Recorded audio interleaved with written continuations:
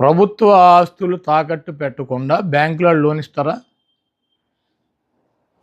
ప్రభుత్వ ఆస్తి తాకట్టు పెట్టకుండా బ్యాంకులో లోన్ ఇస్తాడా?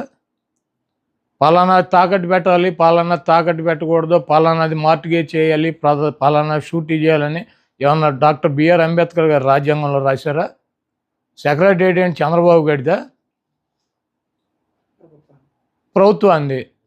ప్రభుత్వం డబ్బులు కావాల్సి వచ్చినప్పుడు, ప్రజలకు అవసరమైనప్పుడు, బ్యాంకుల్లో డబ్బులు కావాల్సి వచ్చినప్పుడు మార్టిగేజ్ చేస్తారు, తాకట్టు పెడతారు, మళ్ళీ డబ్బులు కడతారు, రిలీజ్ చేసుకుంటారు. సెక్రటేరియట్ అని ఇది బాబు గడి సొత్తా, చంద్రబాబు గడి సొత్తా? ఇది తాకట్టు పెట్టారు, అది తాకట్టు పెట్టారంటే వీడు పెట్టినయే పెట్టాలా? కానీ చంద్రబాబు నాయుడు పెట్టినటువంటి ఆస్తులు తాకట్టు పెట్టాలి. ఏమైనా రూల్ ఉందా? రాజ్యాంగంలో రాసి ఉందా? పలానా ఆస్తి పెట్టాలి, పలానా ఆస్తి పెట్టకూడదు. అది ప్రభుత్వం ఇష్టం.